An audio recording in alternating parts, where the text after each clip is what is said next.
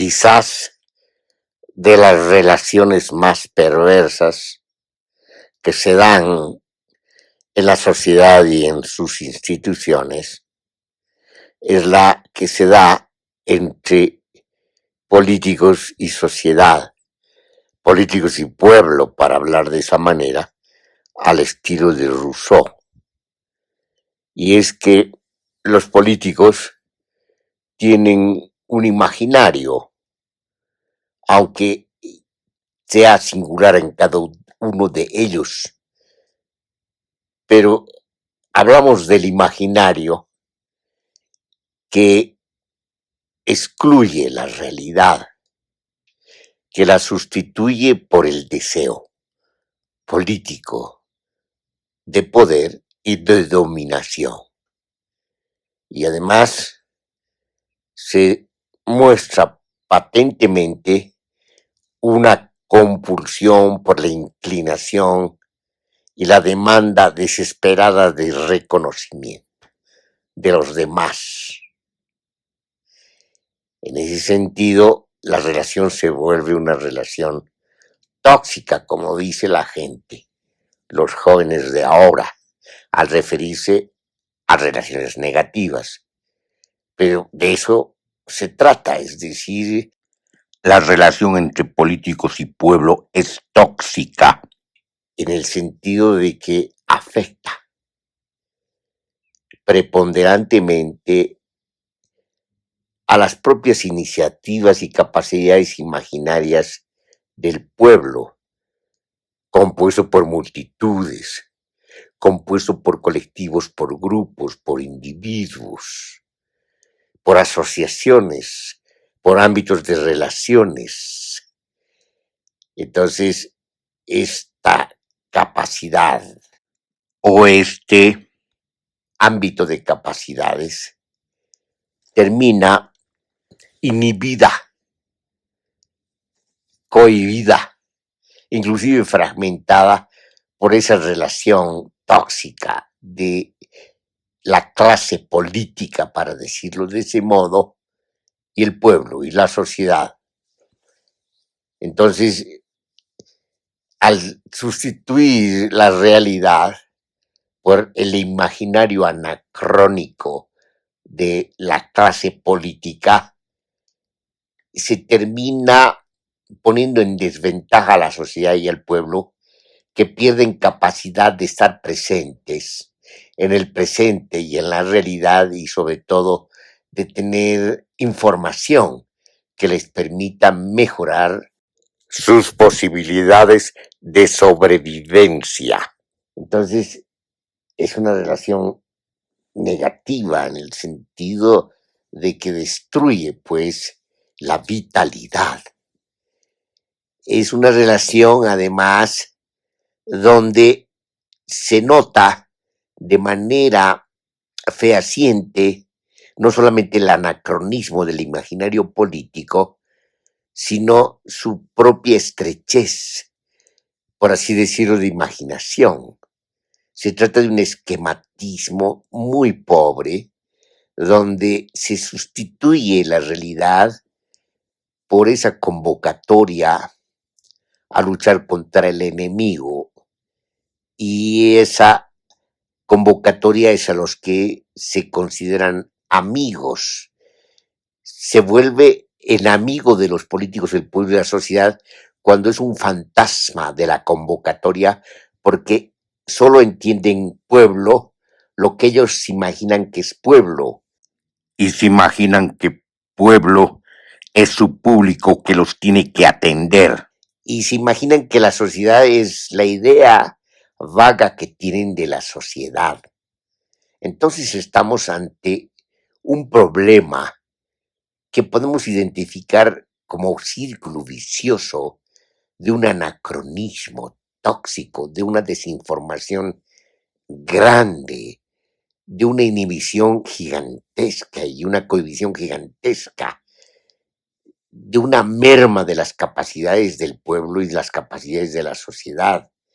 Entonces, la sociedad y el pueblo terminan suicidándose en esta relación tóxica en el mediano y largo plazo, aunque en el corto plazo no sea visible esta situación. Tenemos ejemplos, muchos. Por ejemplo, los neopopulismos, que han emergido precisamente a partir de las demandas populares y sociales que son usadas para ganar votos y son manipuladas para obtener confianza, pero nunca se cumplen sus promesas, puesto que se embarcan en lo que hemos llamado el círculo vicioso del poder. Bueno, esto no quiere decir que los neoliberales se salvan. Al contrario, este es un fenómeno que afecta tanto a unos como a otros. Es decir, afecta tanto a neopopulistas como a neoliberales. Los neoliberales también tienen ese problema. Han gobernado y han llevado una crisis social, que es el costo de su ajuste estructural, y eso ha provocado precisamente movilizaciones que han terminado derribando al proyecto neoliberal. El problema es que sobre la cresta de la ola de las movilizaciones se suben estos personajes del neopopulismo que en realidad forman parte de la misma clase política, del mismo problema de las representaciones y de las usurpaciones de las voluntades sociales, colectivas, grupales, singulares e individuales. Entonces los neopopulistas, sobre la base de un aparente contraste con el neoliberalismo, gobiernan. Y gobiernan precisamente dilatando el círculo vicioso del poder, donde lo que importa es la reproducción del poder, aunque las promesas no se cumplan, aunque las demandas sigan siendo manipuladas, aunque se siga convocando al pueblo y a la sociedad, aunque se hable de pobreza, inclusive de explotación, inclusive de antiimperialismo. De todas maneras, todo eso es una retórica que no tiene consecuencias, que sirve para legitimar el acto de poder, el ejercicio del poder, el acto de dominación, el ejercicio de las dominaciones, que consisten precisamente en distinguir y diferenciar gobernantes de gobernados. Esa es una relación de dominación muy fuerte que se ha dado quizás desde los comienzos mismos de la civilización y cada vez ha ido ahondándose, profundizándose, expandiéndose, haciéndose cada vez más peligrosa, sobre todo por el alcance de las sociedades modernas, el alcance mediático de las sociedades modernas y por las tecnologías que usan. Y en ese sentido, los espectáculos ya no se dan solamente en el teatro o en el sentido del teatro circunscrito, el teatro político, sino se da en las pantallas. Y las pantallas afectan a todos los ojos, los oídos, las percepciones de toda la sociedad. Es decir, el espectáculo es global y en ese sentido se vuelve sumamente peligroso.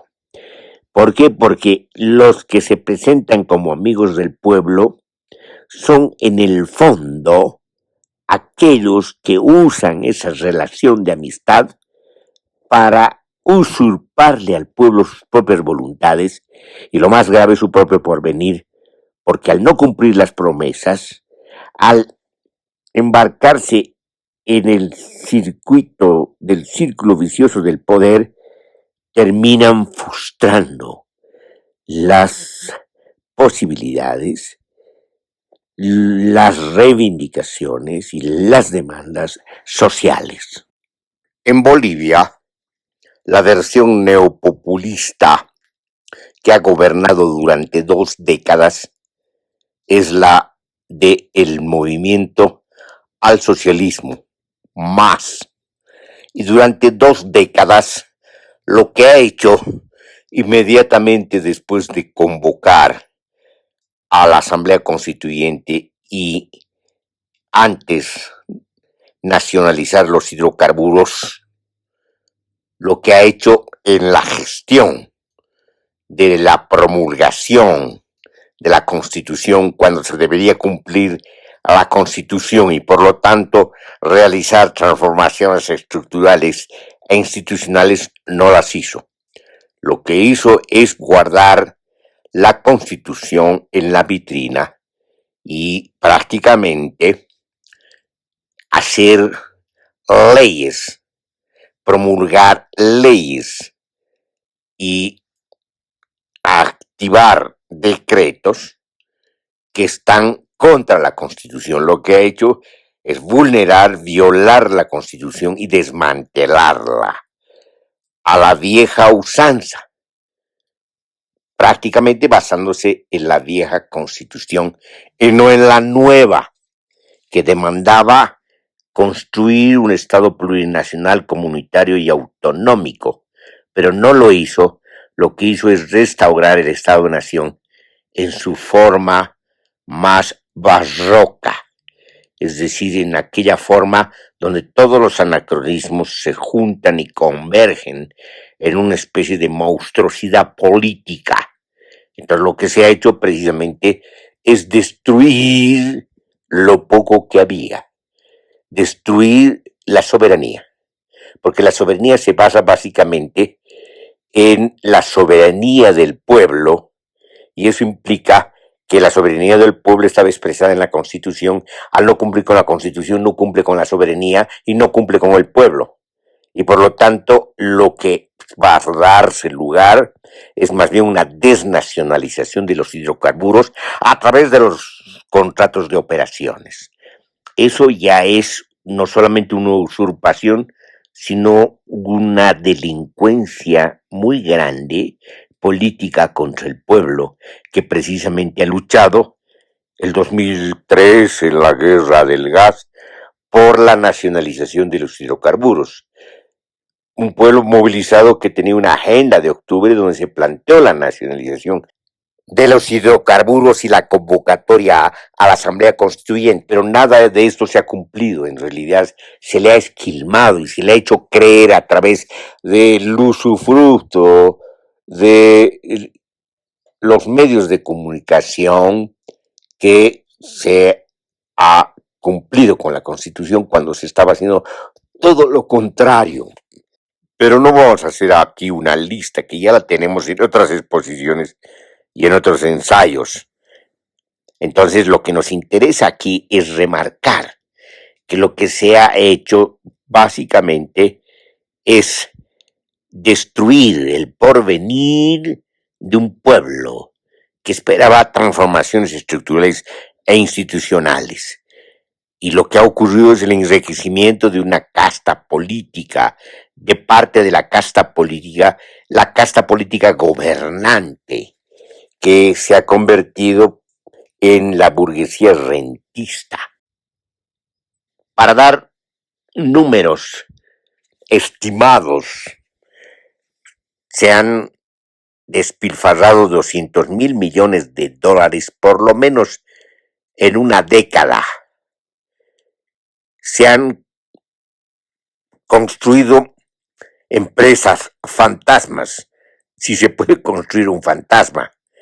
Se han edificado elefantes blancos, es decir, empresas que nunca han funcionado.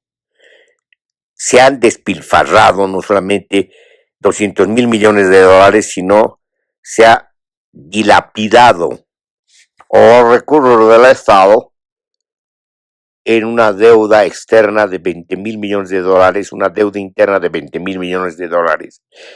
Y se han hecho desaparecer, se han evaporado las reservas monetarias internacionales.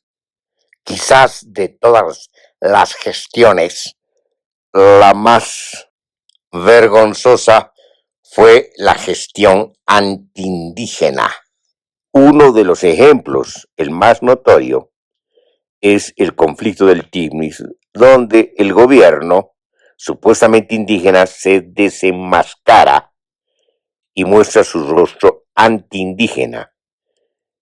Se devela como un gobierno antiindígena al avanzar contra el territorio indígena y Parque Nacional Isiboro Securé, haciendo concesiones de sus bosques a empresas transnacionales extractivistas, avanzando desde el polígono 7, que ya es un avasallamiento, al resto del territorio indígena, con la ampliación de la frontera agrícola de la coca excedentaria y la producción industrial de la cocaína.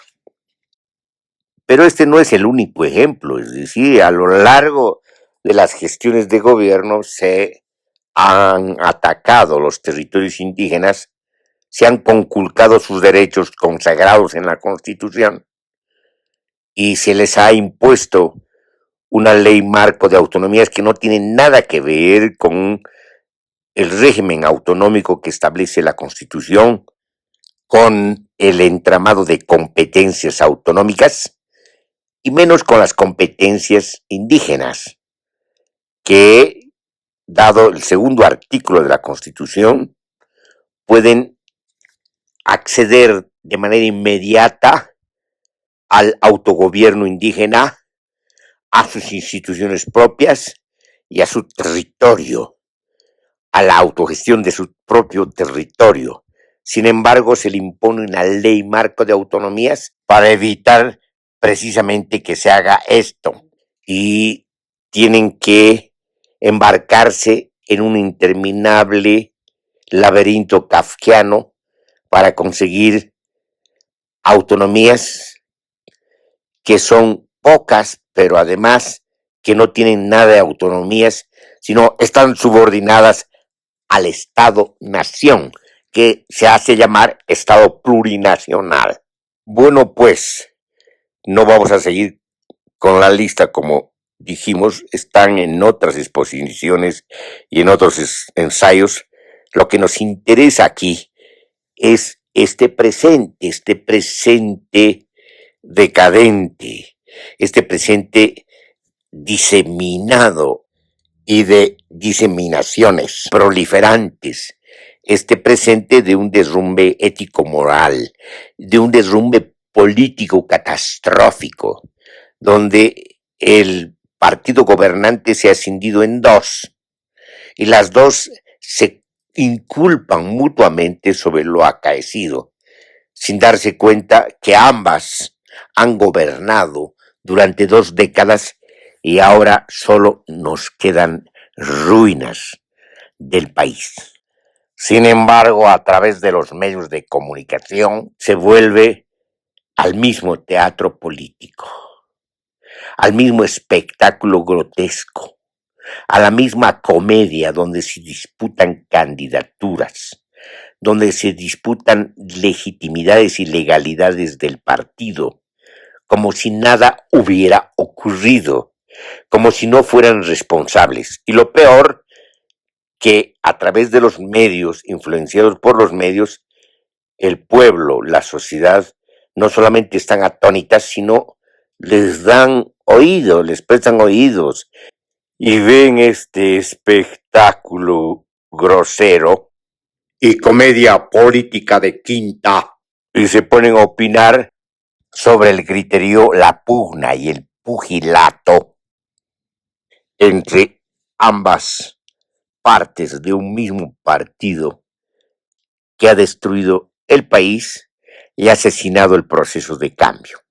O lo que decimos es un claro ejemplo de lo que dijimos desde un principio, de este apego a un imaginario anacrónico, a un imaginario barroco, no solamente desactualizado, sino bochornoso, que sustituye la realidad, que impide percibir la realidad tal como es, que no solamente adormece, sino que enferma al colmo y adultera al colmo las sensaciones colectivas que no pueden percibir la realidad si no se la sustituye por ese círculo fantasmagórico de poder de las dominaciones de la clase política. Ahora bien, ¿qué es lo remarcable de todo esto? ¿Qué conclusiones podemos sacar?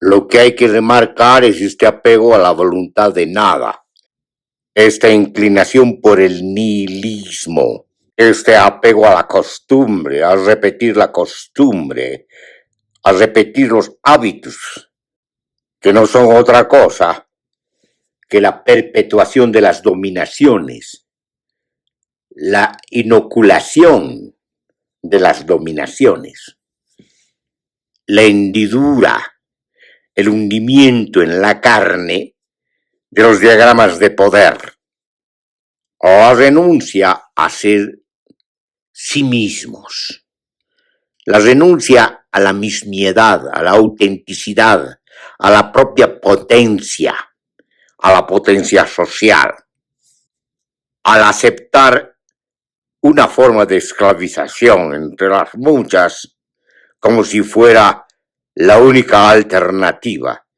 Esto es, pues, no solamente la cosificación, sino la enajenación inaudita.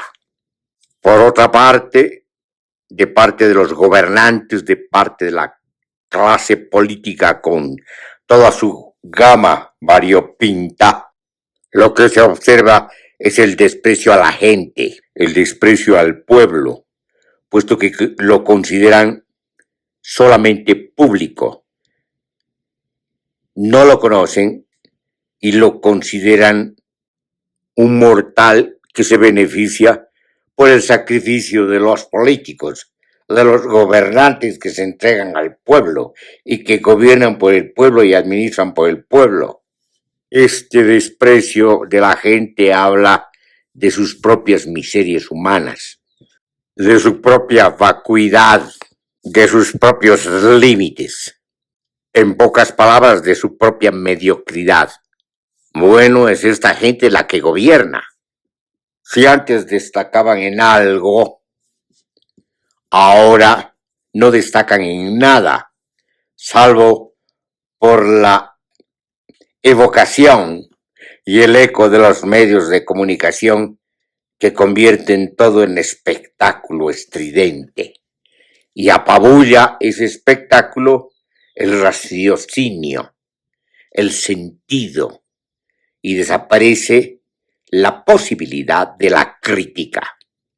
Empero lo más terrible es que el pueblo y la sociedad acepten la condición a la que los empujan los diagramas de poder, las estructuras de poder, los dispositivos de dominación y esa elocuencia de la política que ahora se ha vuelto una especie de inercia ruidosa, que no dice nada, pero suena como si dijera algo.